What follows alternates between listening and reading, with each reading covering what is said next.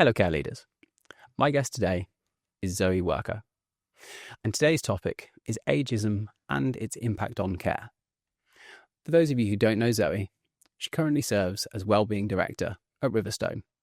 She's previously worked as a consultant geriatrician in the NHS, and her work focuses on optimising the health and well-being of older people through Riverstone's innovative approach to retirement living. Interesting things that you can expect to learn from this episode include why frailty isn't inevitable as we age, how thinking positively as we grow older can add as much as 7 years to our lives, and which proactive strategies can help care organisations address health concerns rather than dismissing them as normal ageing. My name's Simon Parker, and this is the Care Leaders Network podcast. So without further ado, please welcome Dr. Zoe Wyrko. Many of us believe that frailty is an inevitability with age. Talk to me about that. So thinking frailty is inevitable with age, it's really common. The way our minds work, we don't tend to remember the good things that we see. We always tend to remember the worst. So if you're thinking about getting older, what sort of pictures does that bring into your mind? You're more likely to think of, the friends or relatives who found aging really difficult, who lost their abilities to do things, rather than the people who've managed to, carry on living really, really well.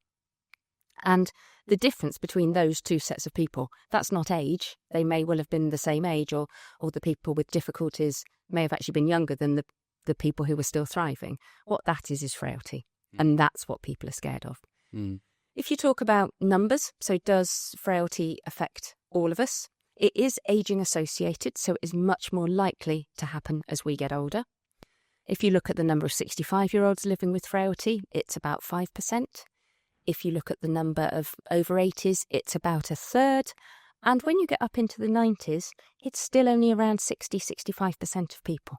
So if you think of it in that way, there's a lot of people who aren't living with frailty.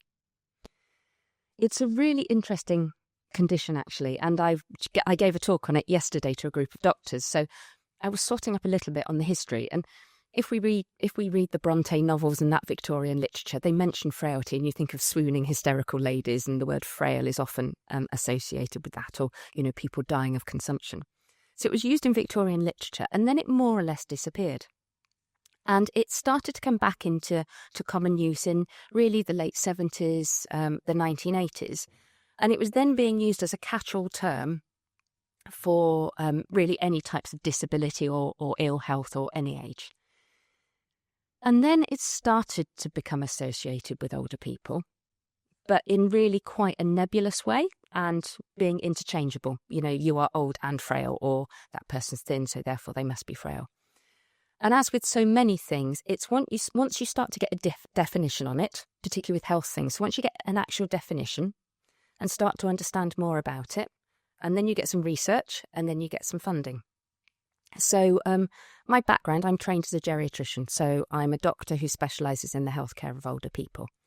And I started in that higher level of training after I'd already been a doctor for 5-6 years. 5-6 years. And the curriculum I started my training on, the word frailty, so this is for doctors specialising in older people, the word frailty was mentioned once. By 2013, it was mentioned still only 3 times in that curriculum.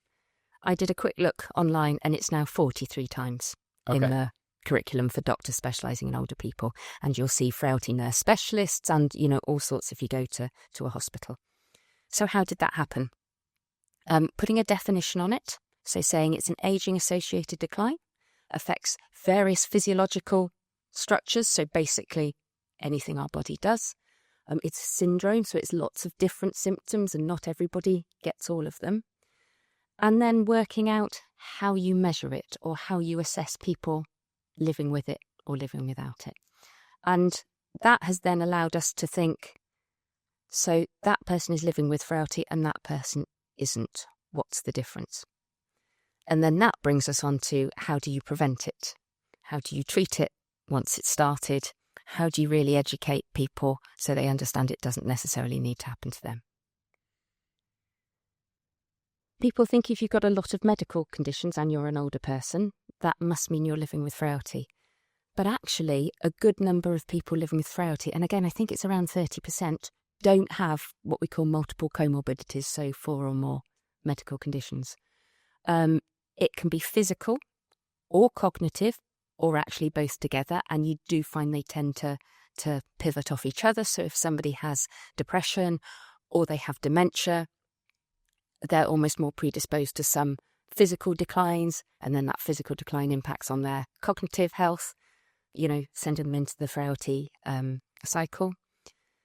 One thing that is really interesting that many people don't understand about frailty is one of the questions that comes up on many scoring systems is, have you got somebody you can ask to help you if you need it? And if you answer no to that question, that's a whole point on a 21-point frailty scale. And that's really quite significant. So that starts to show us it's not just about your illnesses, your number of drugs. It's actually about your life, how you live, how that situation you may be in. And while that can be really negative, it actually is also really positive about the things we can do, to help people age well, however old they are, whatever social class they're in, whatever their circumstances are.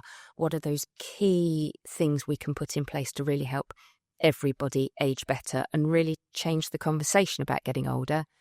Because we need that conversation to become a lot more positive than it is at the moment.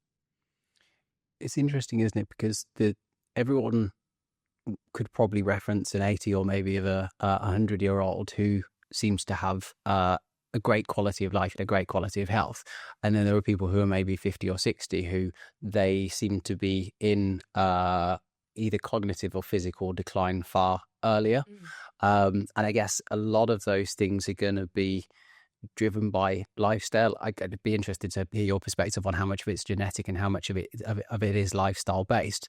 But regardless of where you end up in that respect, nobody wants to go through that process of decline. Everyone wants to be able to live a full and enriched life in every way possible.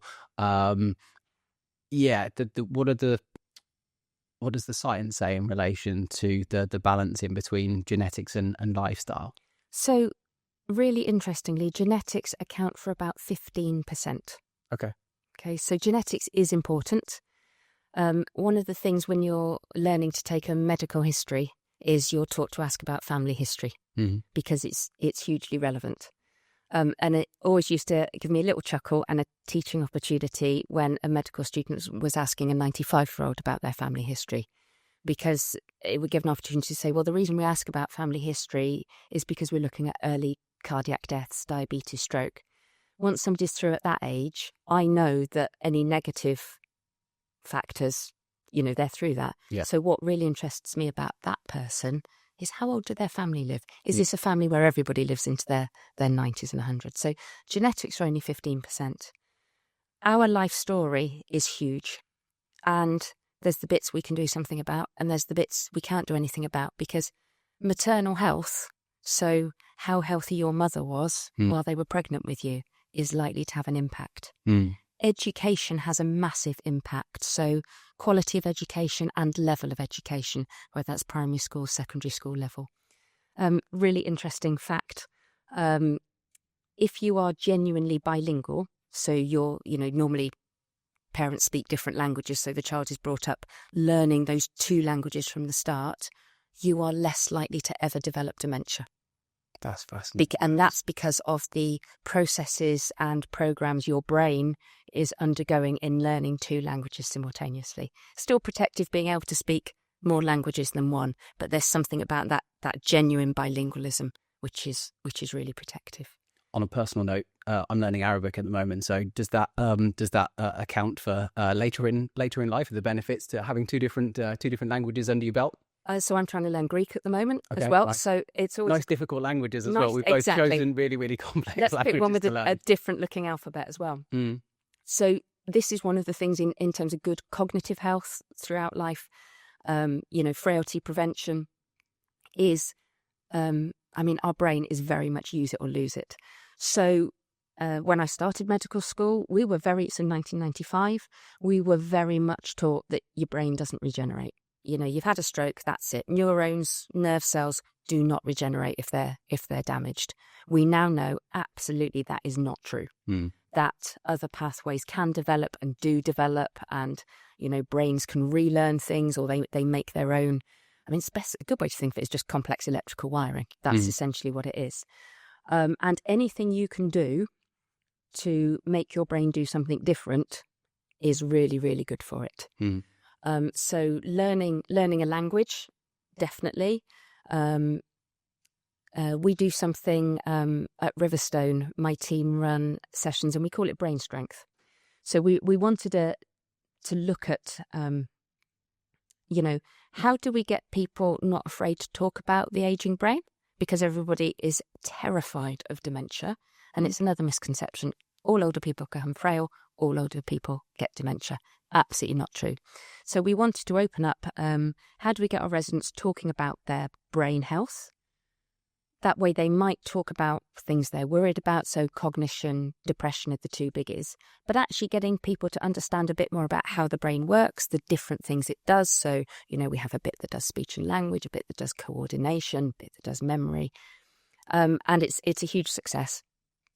And I can't remember what my team call it. The irony isn't lost on me.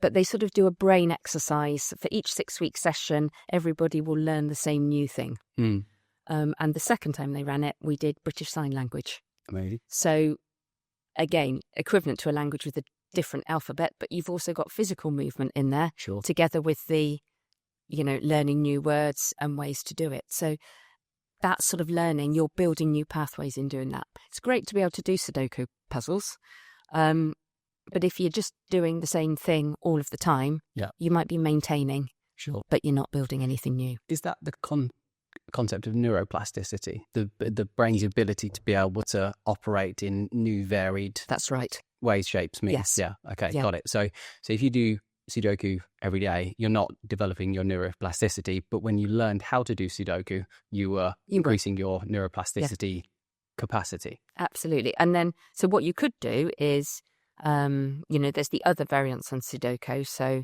there's one called Killer Sudoku. Right. Which is a combination of Kakuru, you can tell I like my number puzzles, and Sudoku. So Sudoku doesn't really it's not actually about the numbers, that's just a code. Okay. The Kakuru one, you're bringing in maths as well, so you can't have numbers repeated, but they also have to add up to certain sums, 1 to 9. So there's ones that you can learn. So if you've got 17, it has to be a 9 and an 8 together. So you learn those. But then there's the ones with the more complex numbers that you actually have to think and process and logic. It's like I have a discussion with my chief exec about Wordle. So I do Wordle. I do the 4 and the 8 and the 16, and I will run through the whole lot of them. But I just treat it like a code. So I have my set words that I will use, and I treat it sort of as a coding exercise. So if I put these 4 in, it covers most of the letters, and I can work out what comes next. So you have a system. Nice. I have a system, and it means I can whip through it all really quickly.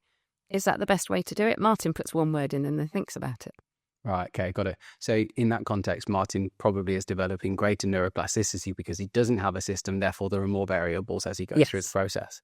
Right. Okay. Whereas I've learnt my system, which keeps me sharp in one way, but actually removes some of the guesswork.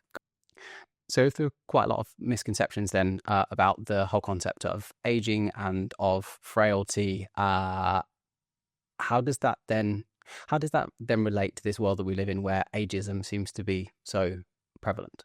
Hey folks, just going to pause the podcast very, very quickly just to say thank you to our podcast sponsor, Care Launch. So Care Launch is a complete marketing solution for care services designed to help increase inquiries from private funders.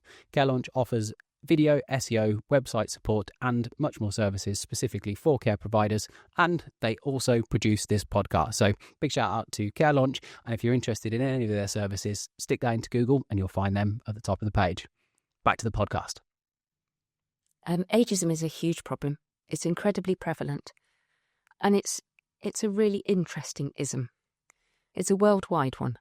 It's recognised by the World Health Organization, and the United Nations, and they've all got toolkits on preventing ageism because it has such a negative impact in quality of life, and particularly when directed at older people, quality and length of life. means people are more likely to become isolated, more likely to suffer other sorts of abuse than just that ageist one. But interestingly, ageism affects young people as well. So it's an all ages ism. It's very much an intersectional ism. So, in this country, if you are female, if you are not white, all of those, it's worse and worse and worse and worse. And, Right. and when I do the team training on this, I get people to think, has anybody ever, have you ever had ageism directed towards you? Have you been told you're too young to do something, or you can't do something, or that person should do it because they're more senior than you? And it's amazing how many people have experienced it. Why does it happen? So much of it is our society's approach to aging. So it's the atmosphere we grow up in, and it's just normal. It's policies, procedures, laws. Why is the retirement age, or why was the retirement age until recently 65? I know it's now creeping up to 68. Do you know? I would imagine it's something to do with economic policy rather than to do with the well-being of people. Life expectancy of 3 years following the average working man retiring. Right, got it. So we've we've projected that because people are basically living longer, that we can extract more economic value out of them over a longer period of time. Yeah. So you've got policies, and you've just got our approach, what we hear on the media. So again, something we do a lot of team training with is the language that they use around ageing. So the word elderly is banned at Riverstone, as are any words about ageing which others people. So once you're using a term that is othering, you're sort of saying, I can never be in that group. So when John Humphreys was still presenting the Today programme on Radio 4 in the mornings, and was considerably past the traditional retirement age, which is absolutely brilliant for people. If you want to keep working, you're able to keep working, keep doing it. But then he'd refer to the elderly and to pensioners, and I'd think, and what do you think you are? You don't think you fall into that group. And that's with any language, really, always try and avoid othering. So we like to talk about people at Riverstone, and if it's important that we put, some indication of being older, we talk about older people, just as a differentiation from younger people. Yeah.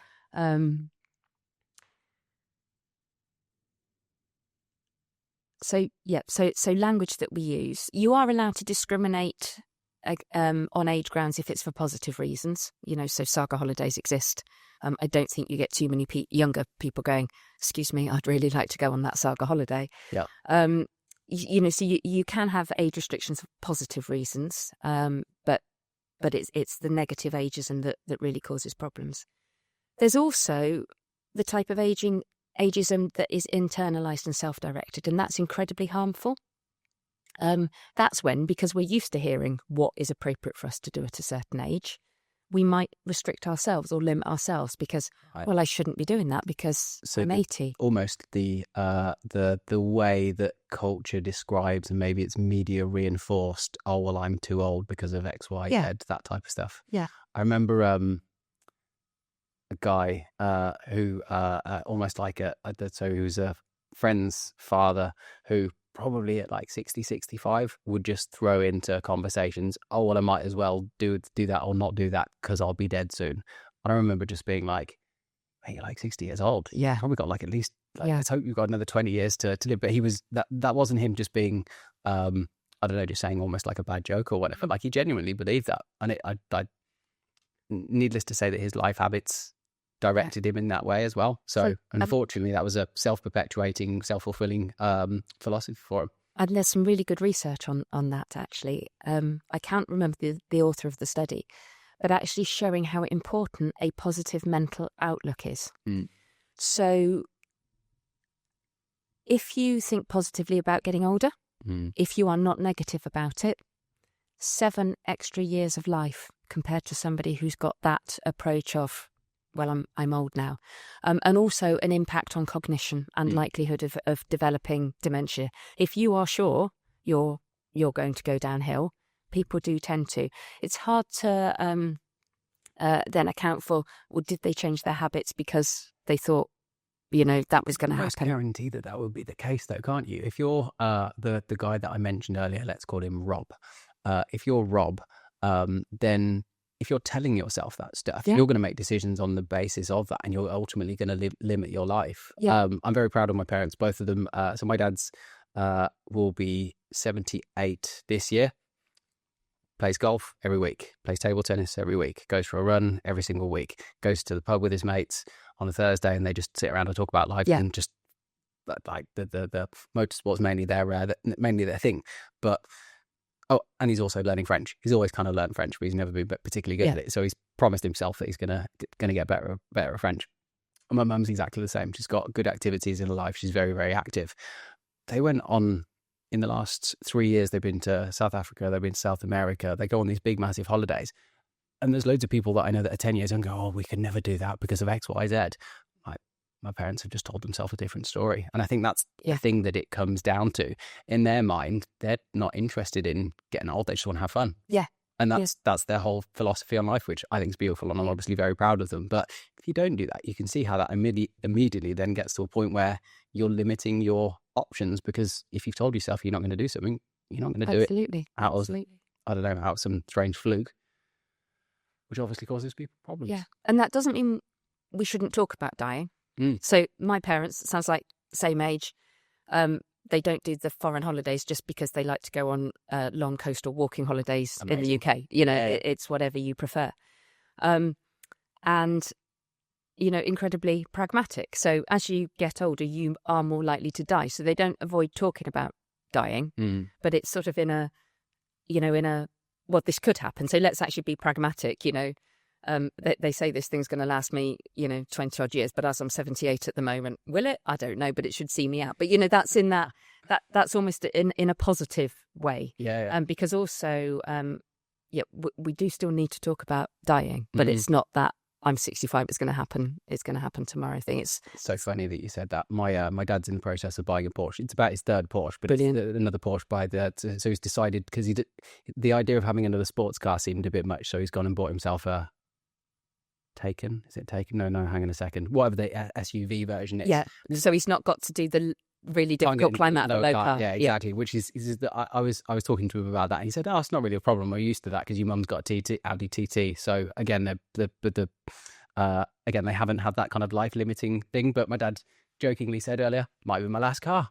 But he was throwing it out there it was said in a jovial context. Yeah. But again, he's thinking about it in that context, because he's like, actually, I might as well just go and spend an extra whatever we end up spending on the car, because he's thinking, well, yeah, might as well. Yeah, make the most of it. Who knows what's going to happen tomorrow? Precisely. It's not a surprise. I mean, I guess it's down to people's, a lot of the time, their natural disposition as well. If you're open-minded and positive and optimistic about stuff, the likelihood is you're probably going to be open-minded, positive and optimistic about life and death. Yeah. But if you're not going to change your habits on something, because given how important it is, and if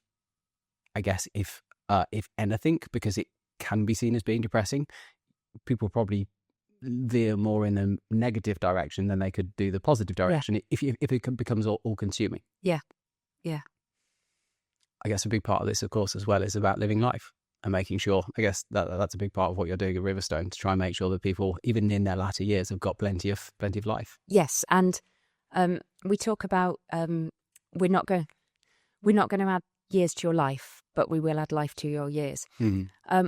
And that's a really important line that I sort of came up with. I know other people said, but really sealing what we're doing. Because, in my hospital career, the absolute honour of looking after so many people in their 90s and 100s, but many of whom are well, because actually once you get into your late 90s, into your hundreds, it's almost the frailty's going downwards again. And I'd get so many people who'd say, I don't actually want to live any longer. They weren't depressed. They weren't suicidal. Yeah. But, they'd lost a lot of their friends. They may have family around, with close relationships with them. They couldn't quite do all of the physical things that they used to be able to do. So the bit, I'm happy, I'm happy with my life, but I don't really want it to be any longer than it needs to be. And again, just that really, quite a Zen view, and let's live every day as it comes. I don't want things to go on forever. I've had an absolutely brilliant life, and things are still okay at the minute. We're back round to, as we were talking at the start, around that not becoming frail, that living life really well. So, what we do at Riverstone is to try and help people with that as much as possible, as much as we can. So, an important thing about aging well as well is it's never too late to start. You can start planning for your older age in your 20s, 30s, 40s. Or actually, if you get to 85 and you're like, well, maybe I'll make a few tweaks now, still great as well. If, you're 94 before you ever actually go in the gym and still do any strength training, well, that's fine. You're doing it now. It's still going to be a benefit. So, never too late to start. And what we like to do, Riverstone's independent living. So anybody who chooses to buy an apartment at Riverstone, you can embrace the community as much as you want to, or you can say, that side of things isn't for me just yet. I'm going to carry on. But for people who really choose to embrace it, we invite all residents when they move in to meet with my wellbeing team. We call them wellbeing ambassadors. And what they do in the introduction to health and wellbeing is that real sort of top to toe. They're both from health backgrounds. One of them's a nurse by background. The other's an exercise physiologist. So they are clinically trained. And although we don't deliver any healthcare ourselves at Riverstone, so although I'm a doctor, I do not do doctoring for the residents. We just all use our knowledge and connections. And what my team does, they really get to know our residents. Their fears, their worries, their plans, their health issues. We talk about ears, eyes, teeth, feet a lot, which are really boring things. Getting your eyes tested, going to the dentist, making sure your toenails are fine. Boring, but so important for getting about, staying engaged, hearing the conversations around you, feeling part of the community that you've just moved into. My team, I mentioned brain strength. They do so much, I say education, but that sounds a bit preachy. So much helping residents to understand their own bodies. Coming from a healthcare background, my mum was a nurse. We've always talked about health and how bodies work, but not everybody does that, and especially if you don't have it in the family. So my team all sort of run, we either call them workshops or coffee mornings, but maybe on things like pelvic health. Nobody ever talks about continence. It's hugely life-changing if you have difficulty with your continence. But nobody ever talks about it, and people are too embarrassed to ask. Not my team. They'll ask. We'll help people understand. We help people understand that things that they think are inevitable are not. And actually, there is somebody you should see about that, and can we recommend this person? A good fictional example that I use when we're talking about how we train our hospitality team so our concierge to be doing the right thing. We call it eyes open. And just an example I use is, say, Mr. Smith. I don't think we have any Mr. Smiths. Normally uses the stairs to come down to the espresso bar in the basement in the morning, and always uses the stairs. And then he starts using the lifts. We'd like one of them to mention that to one of the wellbeing team, because then we'll, knock on the door and say, you've got time for a cup of coffee? We've noticed you're using the lift rather than the stairs. And then that could be, oh, it's my knees, but what do I expect? I'm 86. Of course, they're going to be a bit sore. And that's where you go, no. And help people understand that those sort of things aren't inevitable, as well as all the questions, the fitness, the fitness team and the fitness side of things are really, really important at Riverstone as well. So one of the things that we've understood about how you prevent frailty is thanks to very clever colleagues of mine who do medical research, a phrase you might have heard of, sarcopenia. So we all know about osteopenia and osteoporosis, so that's thinning of the bones and early breaking of the bones. The equivalent for muscles is called sarcopenia. Nobody really knew about this. You just thought older people got really skinny arms and legs. But it's sarcopenia, and it's this disproportionate muscle wasting. That is a huge contributor to frailty. It also is why everybody thinks all older people fall over and that falling over is a normal part of getting older. It's not. you can do something about that. So helping people understand falling isn't inevitable. It's not an inevitable symptom of getting older. It's a sign that we need to start doing something. But actually how doing the right exercises, the right sort of training, the right sort of movements, learning to respond in different ways if you do feel a bit of a wobble can stop you falling over, strengthen your muscles, your bones, your joints, your tendons, make you much, much more stable, which then keeps you confident, which then means you carry on going out, which means you don't become isolated, keeps you physically active and moving. If you're moving, you're less likely to be constipated. You're more likely to sleep better. You're more likely to eat better. So this is why somebody starting to use the lift instead of the stairs might look like a little thing, but actually if that got out of control, that can be a whole downhill spiral. Let's know about it. Let's talk about it and, stop that from happening. Prevent the frailty. Try and prevent that thing that people are worried about that they label as aging that isn't. One of the things that you said earlier was the fact that it's 15% genetics, which means it's 85% life choices. That means Yes. you can take ownership of those 85%, which I think is a important thing. We can take ownership of some of them. Sure. So we won't be able to take ownership of how we grew up. Some of us are lucky, some of us are not. Then, I mentioned education before, but education is often the key to so many other things. And it's why it's really important to not discriminate or look down on people who aren't able to get themselves, out of those spirals. But for most people, there's always something that we can do. Unfortunately, it's one of those things, if you are financially better off, you are more likely to be able to do more. Sure.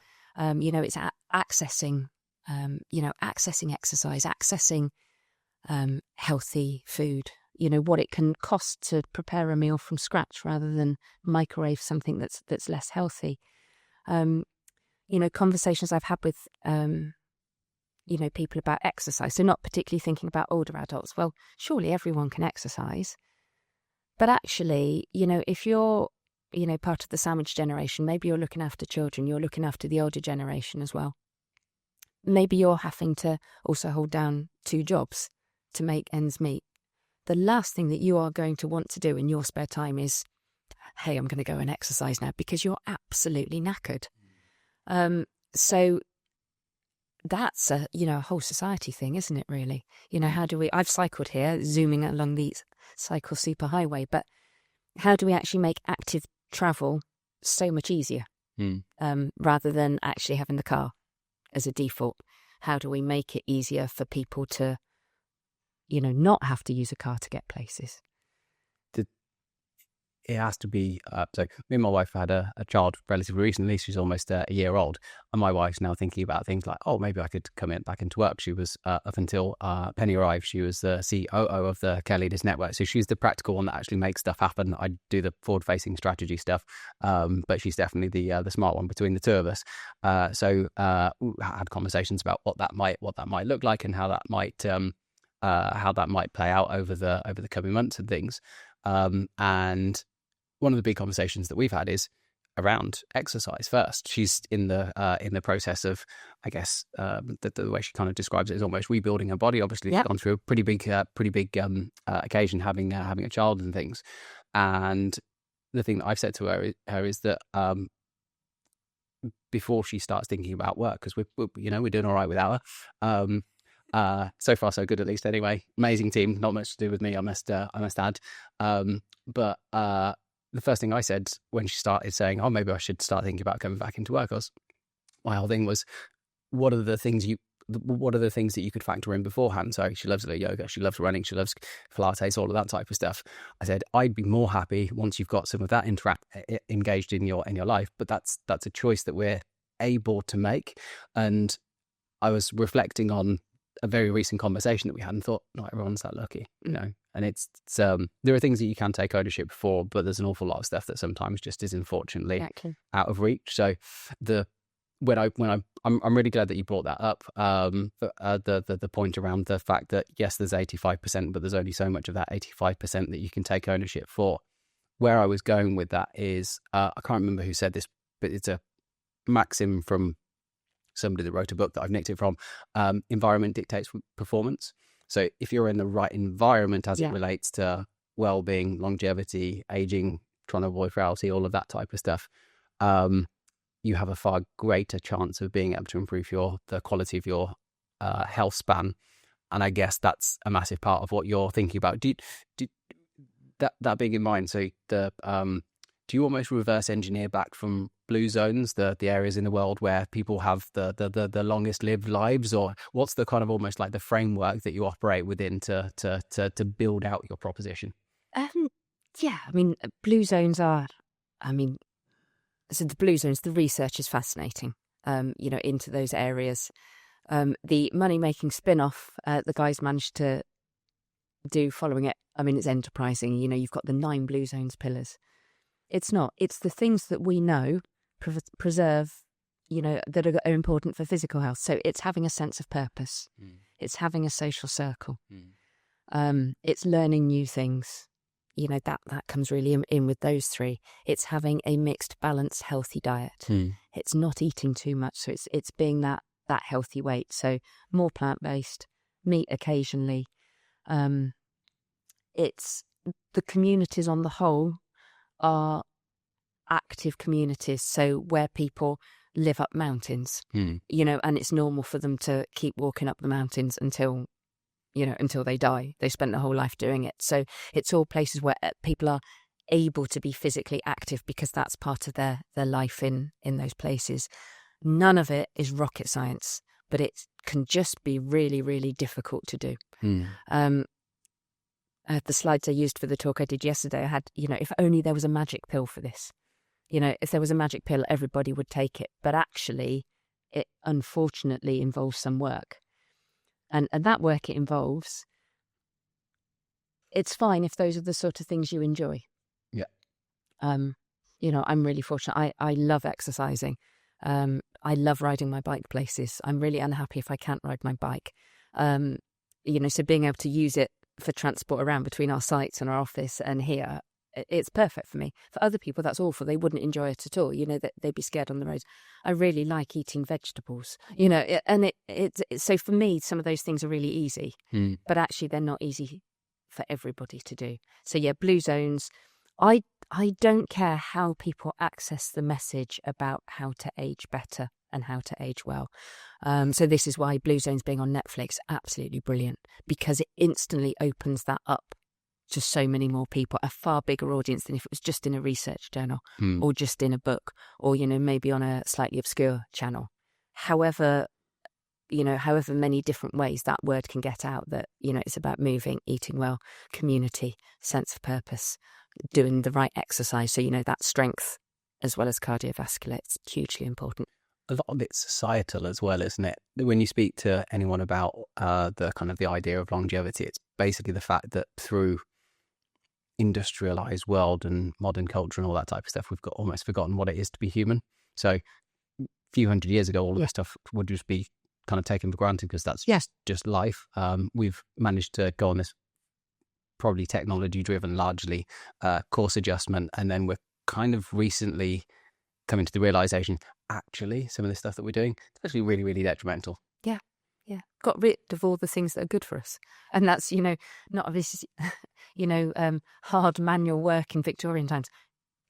Not saying that's a good thing, or we should go back to that, but actually you look, we've engineered out. You can easily sit still all day, never actually see another person because everything's in person. On the phone. Everything's on the phone. Everything's on the screen. You might be choosing to do exercise, but you might be doing that, on a bike, on your own. Stationary With somebody on a screen who you're watching but not actually interacting with. So all of those things, the good side of things, we've just accidentally got rid of because it does take a little bit longer and it does involve a little bit more effort, but it's so absolutely worth it. You can see the flow through from people thinking about frailty and about aging, and then how the almost the stigmatism of that ends up kind of flowing through culture and the way that people perceive aging and all of that type of thing. How do we tackle that? What are the practical steps that people can take to try and I guess one of the first things is to see it differently and to apply different language to it. But how do you build around that as an ecosystem to improve the general consensus on aging and frailty as a whole?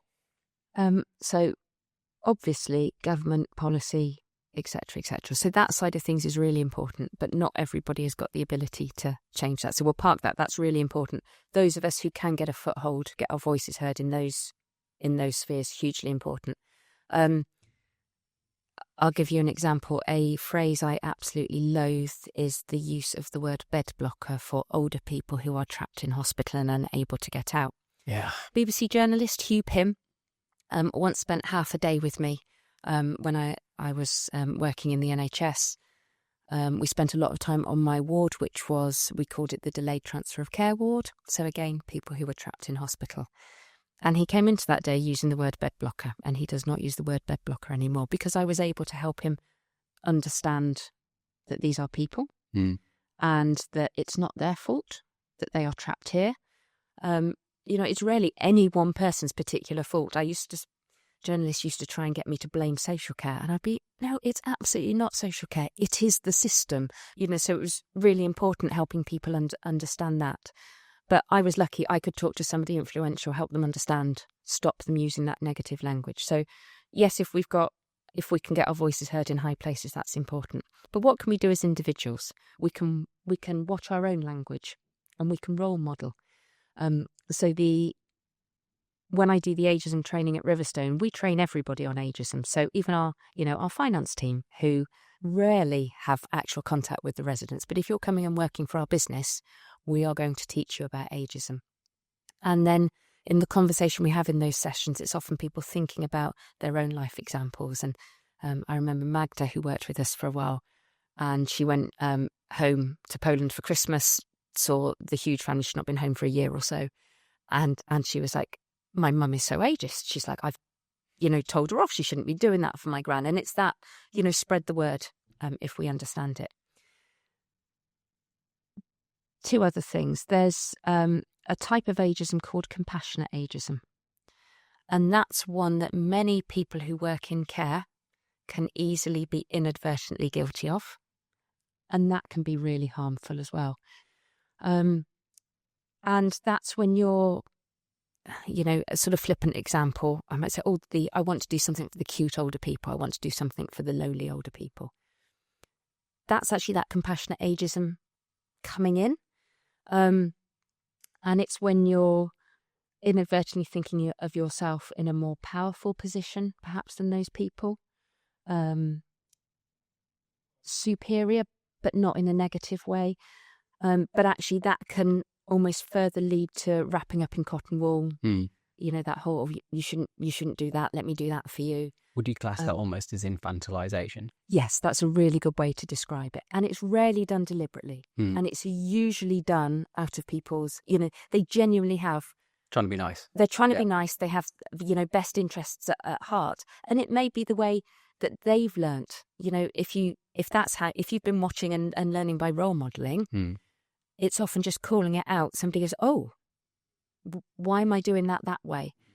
So we talk about always see the person in front of you as a person. It's back to that othering. Don't use that language. Now, the way that has been proven to really prevent ageism, and that could actually have such a huge impact on society as a whole, is intergenerationalism. So getting different generations doing stuff together, learning from each other, seeing that they're possibly more similar than they are different, building friendships and connections. Why does ageism happen? Why do any of the isms happen? So often it's fear. You're afraid of the thing that is different to you. You think you're missing out because of the thing that is different to you. How do you get around that? Well, you look at perpetrators of the isms, and often fear and poor education are prevalent in the perpetrators of it. So actually, if we can get generations mixing and seeing each other and doing things together, that's really how you can combat it. And especially from an early age, because if you never have any contact with older people as a child, all you're going to learn about older people is the messages that we all inadvertently hear from our society, which we've already established are really quite ageist. If you get to meet some older people, maybe outside your grandparents or your family group, then that can be really, really positive. I was fortunate enough to make some television programs with Channel 4 where we did this.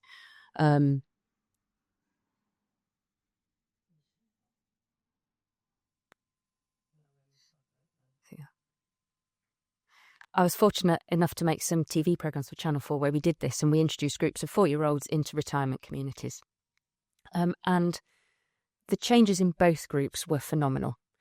Series 1, we didn't really measure the children because we didn't want this to become a programme about the children, because we thought nobody will be interested in the older adults if we do that. Series 2, we didn't need to worry. The things that the parents told us were really, really interesting. So they saw their children's language skills just come on in leaps and bounds because they were being talked to all of the time. It was conversations between the two groups all of the time. Nobody was on their phone. Nobody was too busy. There was never, between the older adults and the children, any sort of caring responsibility or relationship. So the older adults were never getting the child to, come on, get your shoes on, we're going to be late. None of that was in there. So they were genuine friendships. And one of the other things that the parents said was they noticed how different their children were around other older people when they were out and about, or just people generally. They would, and these are 4-year-olds, so these are not, not big kids, but they would look out for somebody who needed a door holding open for them. They'd look out for somebody with a stick. They might smile at an older person in a way they wouldn't have had before. And they just noticed them change and grow, all as part of just, having fun, for a chunk of their day with a group of older people who they were able to see as peers. And that's in it's in the World Health Organization. It's their recommendations for what countries need to do to combat ageism. Which, thinking about it from a anthropological perspective, that would have just happened in the past. Again, we've disconnected ourselves from that world, which I think is a real shame. Interestingly, I remember watching that and thinking to myself, one day I'd love to record a podcast with Zoe. So this is something that's been. When did you record that? Was 4 years ago, 5 years ago? Was it even before the pandemic? Maybe it was 2018. So this is probably the longest time between thinking that would make a great podcast and actually making it happen. So I'm glad we finally got that. And I had to get a job in the sector for that to happen. So the stars aligned. Super happy about that, by the way. So it's wonderful to have you on after all this time. But I remember watching that and just thinking it was awesome. So part of the reason why I work in the care sector, so my sister wasn't very well when she was little. She had a problem with a hip joint, didn't develop properly, had to have loads of operations. It was very, very stressful for the family. Because of that, I ended up spending a load of time with my grandparents, just because there's only so much that you can do with a kid that's got fairly serious healthcare needs. And then we were lucky enough that other family members lived close by. But I think because I spent so much time with my grandparents, when I've been working in the technology headhunting space for the best part of my career, I kind of got to 30 and thought, I feel like I need to do something a bit more meaningful. I took a bit of time out and I just realised that would be something that I could connect to, coming back to your point around wanting to do something meaningful and purposeful and all that type of stuff. And it's great. I used to run a management consultancy, so I used to get to spend lots of time in care services. I don't get the opportunity to do that so much anymore, but I've had some of the best conversations I've ever had in my life, just sat chatting to older people in care homes. It's amazing. It's one of life's great privileges, and I really see it like that. But you have conversations with, I'd have conversations with friends who have got no kind of connection to that side of things. Oh, yes, why would you want to go to be in a care home? Little do you know. My first job was in a care home. Okay. So, kitchen girl. Right. When you're, I think, 14, the first age you can have a Saturday job. I was kitchen girl. So I would start at 8 o'clock in the morning and I'd work till 1:30 on Saturdays. And I would start off by washing up the breakfast things, and then I would peel the potatoes for lunch. And then I would have to go and take the water jugs back out because they'd been in to be washed. And that was my first learning about people. So, there was a written down list, but I needed to know who wanted what. So who had squash in their water jug, who just had water, what sort of cup or glass did they need to drink from?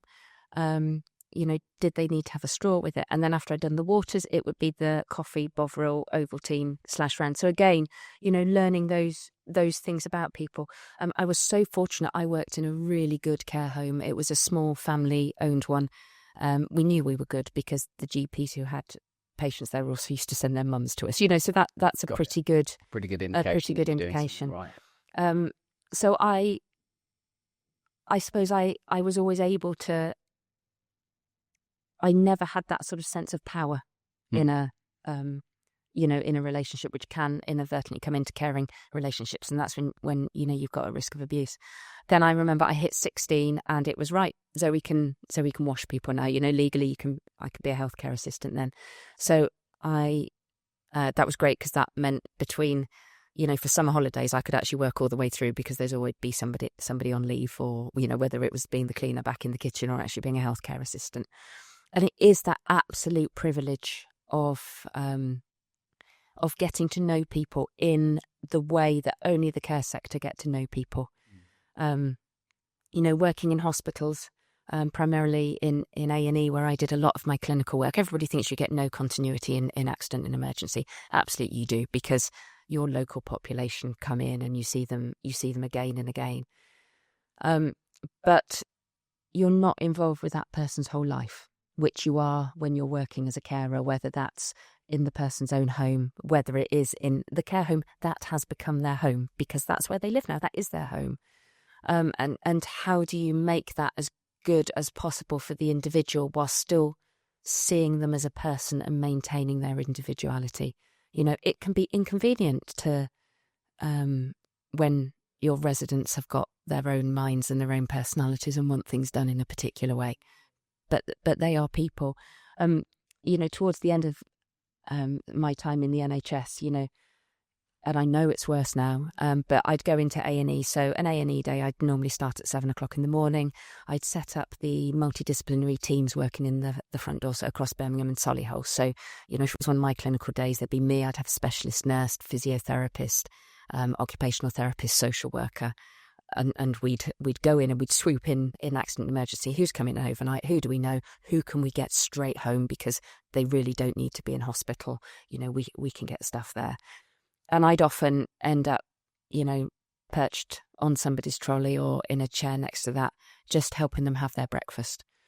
And I used to think that, I absolutely love being a doctor, but if I could pay my mortgage going back to do care work, this is absolutely, this is the best way to do it because I'm actually making more of a difference to this person. I'm doing something that they need a bit of help with. How do we do that in a dignified, non-rushed time way? I'd actually be taking a sneaky, 10 minutes out because the curtain's around and everybody would think I was doing something important in there, in inverted commas. Well, what I was doing was really important. You just didn't normally find a consultant doing it. It's ageism within their system. It's not valued in the way that it should be. Exactly. Because that's if that person's struggling to have breakfast or whatever the set of circumstances might be, that's the most important thing in the world at that particular moment in time. Yeah, and it's the misperception that anyone can become a care worker. They absolutely can't. Some people just aren't built for it. No. And on my specialist ward that I referred to earlier, the delayed transfer of care ward, I had the most wonderful nursing team on there. So I had an awesome ward manager, and we managed to collect the most brilliant group of staff in terms of registered nurses and healthcare. And they weren't necessarily suited, all of them, to the busy, acute hospital environment. I remember one day I walked onto the acute medical unit where I was the other time, and I was like, Delphine, what are you doing on here? She was one of my nurses. She was like, oh, Dr. Wyrko, they made me come and it's been terrible, But, so yeah, put Delphine in that acute environment. That was not her skill set. Put her with that incredibly vulnerable group of people where every single patient was difficult, complex. I'm using difficult in a difficult to the healthcare professionals, not a difficult patient context. Oh, she was absolutely wonderful. And again, we couldn't have run that ward without the amazing group of healthcare assistants. And people go, oh, you're just a healthcare. Absolutely not. It's having that skill set to we'd look after people on that ward it was the end of their hospital stay. So they shouldn't have still been in hospital, but they were. So let's just roll with that. It's not their fault. They've not been able to get out. So let's roll with that. Let's work with the specialised social workers that we had where we can really do that unpicking. But we'd often get people, they'd been moved around from ward to ward. Their families had spoken to 20 different doctors and not got the same story. They'd heard this, they'd heard that. Mum had been better, mum had been worse. And we'd sort of go, right, you're with us now. Look, we've set up our ward slightly differently. Yes, we will get everybody sitting to the table for lunch, even if you're sitting in a recliner chair and you're needing somebody to help you with your meal. We'll get you around the table. We'll just start making things look a little bit normal. We'll talk to you and your family about what's happened. How are you here? We'll explain those things if we can. If we need to apologise, we'll apologise for where things haven't gone right. And, that ward, maybe it had exactly the same number of beds on it as in the nursing home I first worked at, so maybe there were synergies there. But it's those lessons learnt about doing it really well. And, me at that point being in that privileged position where I could actually say, this is the service I'm going to set up and run. I'm doing similar now at Riverstone, really, but what I have the opportunity to do because of the facilities we have, because, we're in a lovely area of central London, very different to South Birmingham where I used to work. What we're able to do now is stop the declines from happening. So when you're working in a hospital, you do get that continuity. You see the same people coming again and again and again, and you're just thinking, what if? What if we were able to get them the amount of personal care they need at home? What if we could do that? What if, they had this access to that, the other? At Riverstone, I'm fortunate enough that we've got access to those things. So how can we actually stop those declines from happening? There's a big thing in the healthcare world at the moment going from reactive healthcare to proactive healthcare. And I guess that's a big part of what you're talking about here. It's being mindful of all the things that are going to make a big difference. And then coming back to that, the maxim that I mentioned earlier, environment dictates performance, creating an environment where people have the best possible opportunity to be able to learn, to get educated on the things that are going to make a big difference. Because there's a chap called Peter Attia who operates in the longevity space. He's a really, really interesting guy. And he talks about this idea that people have really a fear of the last decade of their life, and that's basically where everything goes wrong, and that you kind of want to try and avoid all of that type of stuff. And his whole longevity approach, if you like, is, okay, so there are things like muscle density, bone density, grip strength, we talked about it earlier, neuroplasticity, all of those types of things. If you can start integrating little bits of that at any phase of life, it's all going to make a difference, which ultimately that's I guess if there was a message to impart off the back of this, it's thinking about taking ownership to the extent that you can in your own life. But if you're working in a caring environment, how can you implement those things in a meaningful way that's going to make a real big difference in people's lives? I mean, yeah, it's a great question. Proactivity is a luxury, really, isn't it? But yeah, what can we do? Knowing about it. First step. It's really important. If you know about it, tell other people about it. Tell the people that you work with. A good friend of mine, Professor Adam Gordon, who's a geriatrician, he's really led on some care home research. He managed to get some brilliant stuff up and running during COVID with care home staff doing their own testing. And the way Adam's approach differs is it's care home-led research. So it's not the researchers going in going, care home residents, we want to do this on them. We think this would work. Adam is very much working with the care home teams. What do they want to learn about? What do they want to improve? What do they want to see changing? Amazing. And it's brilliant. But it's the whole approach. Again, why are care homes looked down on? That's an ageism thing, isn't it? These people are old, they're frail, they're not worth our time, they're less than human now because they can't do those things for themselves. That's all of that ageism. That's why care's looked down on as a skill set, and it is a skill set.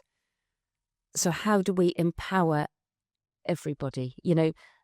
We may not be able to empower the residents, because actually if you do need to live in a care home, it might be at the point it's quite hard to empower you, but actually, who could take your voice forward? That's the people working in the care homes, who are as used to having things done to them rather than with them as probably many of the residents. So yeah, it's all about that empowering. Again, easier said than done, because you need to have the right leadership.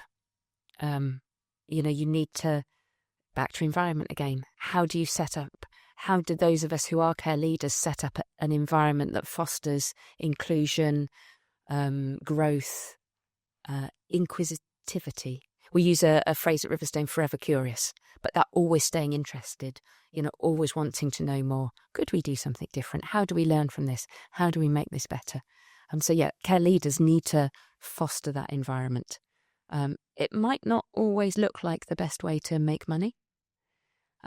What I've learned from, so one of the great things about Riverstone is because we don't deliver any care ourselves, I work with quite a lot of different businesses that do. So I get to see what works, what doesn't, who are the people who've got those standards that match with our expectations. And what I've learned, they tend to be smaller, often family owned or, family run, but with that real, we really care about our business. And what I've seen is that actually delivering those excellent high standards and that high quality, the business then follows. It's very often the way. Very, very often the way. In the context of negative connotations around aging and around ageism, if there was one thing that you could do to shift the perspective of the nation in a more positive direction, what would that be? Ooh, that's a really great question. I mean, the best way would be, the Men in Black Mind Zapper pens. Oh yeah. Just get everybody to forget that they were ageist. Just do a little bit of neurological Just a little bit of yeah. Take advantage of that neuroplasticity. There is so much to unpick.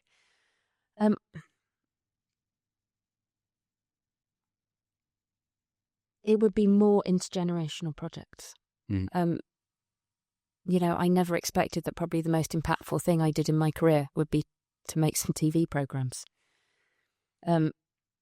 When I sort of smiled wryly when I used the word intergenerationality earlier, intergenerational is used really commonly now. It was not. And I remember we were standing in St. Monica's when we were recording series 1, and we were going, intergenerationality, is that a word? Does anybody say that? Intergenerationalism? Those are normal words now. Everybody thinks it's entirely normal to have older people and children interacting, and not just let's go and sing some carols, at Christmas in an old people's home. If we could bring even more of that in, and that did get so interrupted by COVID, there were just some brilliant projects. So many of them kept going. So, I'm going to call out too. I've been fortunate enough in the last few weeks to meet the team at Hammerson Care Home, which is one of the original projects, right? Yeah. In London. So it was so lovely, and I was able to say to the ladies, I'm so glad I finally got to meet you, because I've heard about this for so long. And then I'm involved with a project down south, so just on the edge of the Downs, and it's a brilliant project. It's called Young at Heart. Was set up by a lady called Rachel, who saw the TV programme, and she is awesome. She's a force. They run it mostly in one of the local cricket pavilions, which is brilliant. So many villages still have a cricket pavilion, which often isn't used. So it's a great hub to be used as an intergenerational hub. And she has 3 different groups of older people coming on different days. Some people come every day, others come on certain days. And projects up and running with about 12 different schools, so the children come, have a set day. Just being able to do, that breadth, you're getting children meeting older adults, doing stuff together, learning that people are people, and it's getting that mindset in early. So I think more intergenerational projects would be the way ahead. I forgot to mention this earlier. So I grew up in Solihull, and I went to a nursery in a place called Temple Borsal, which is near Borsal Common. and there's a older people's care village just behind the nursery. So I don't know whether it was every week, but it was pretty frequently. Basically, they'd invite the residents to come and play with us. I have vivid memories of dancing to the chicken dance song, if that's the right one. But being surrounded by all the older people, and that's one of my most fond memories of my childhood. Just thinking that it was the best thing ever, but it was normal, and I think that's my point around that. I think because of my family's experience and all that type of stuff, it's probably compounded. But yeah, that's probably part of the reason why I do what I do. I think it is. Yeah. So, on that note, thank you so much for your time. It's been great. Thank you.